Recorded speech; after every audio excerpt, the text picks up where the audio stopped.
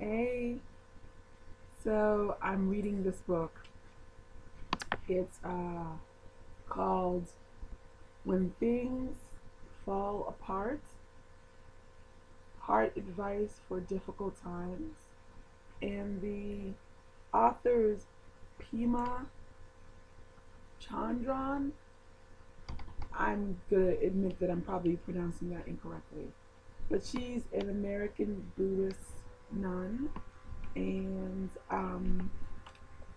I came across this book. I was doing something else, and the book sort of popped up in one of my recommendations to read.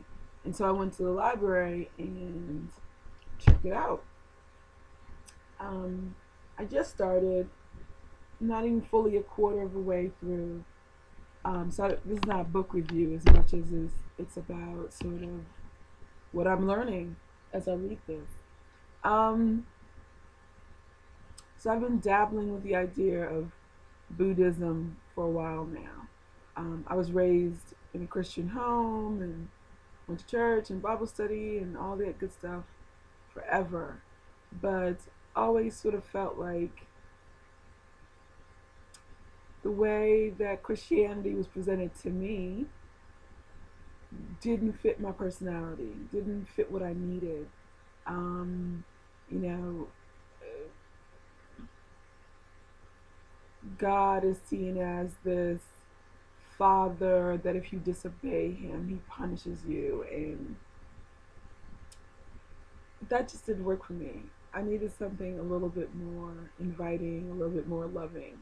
And I know that there are other forms of Christianity where that's not the main message. Excuse me. But, ultimately I only can reflect on what I was taught. And so for a long time I resisted any formal sort of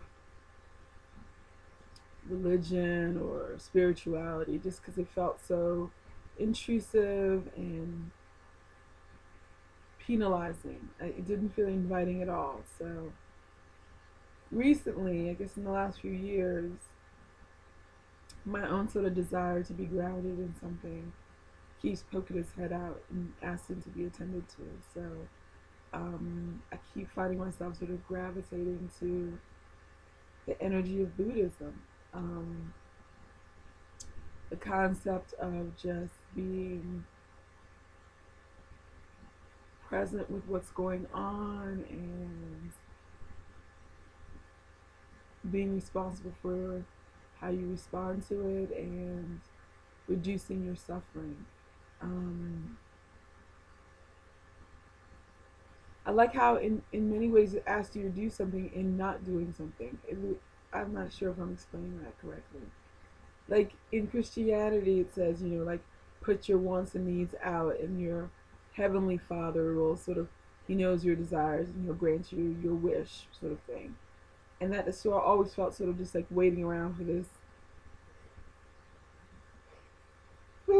excuse me, this magical moment that you didn't have any control over when it happened. Just felt so.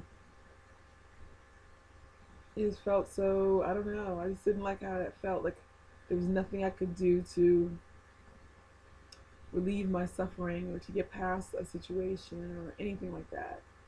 So again, I mean, I'm just at the beginning of sort of formally looking at Buddhism, but it sort of asks you to sort of look at it and then move on and look at it and move on. And so I like how it gives you something to do. I don't know if I'm explaining myself well here. Um, I've shared here before that in 2009, my life very much felt like it was falling apart. It was falling apart. That I was losing all these things that I had worked really hard to have in my life, and that I was losing a perspective about myself that I thought was always true, and how it so quickly went away. Like it just felt like overnight my life just changed, and I really resisted my life changing. I really begged for my life. I really begged for what I knew or I thought I always wanted to have in my life, Um, and then in 2011, I decided I was just going to take action. I wasn't going to sort of sit in my pain and stew and not do anything. And as I come to the end of a year of sort of being really intentional about my life, I find myself wanting to go to the next part of the journey and sort of putting this in context, like all that has happened in context. You know, a lot of my friends who are much wiser than I am kept trying to tell me, like, maybe this is a blessing, maybe this is a gift, maybe all this chaos and upheaval is a gift, like it's about to give you something, this awesome thing. And I kept wailing and holding on, saying, what was wrong with the life that I had? There was nothing wrong with the life that I had. I want it back, right? Um, and when it became apparent that I couldn't have my life back and the way I saw myself back, I I didn't make peace with it. I still didn't say it was a gift or a blessing. I simply set it aside and got to the business of doing what I do well, is to do work, to try to fix it, right? To refashion it, to create it in my own image, as it were.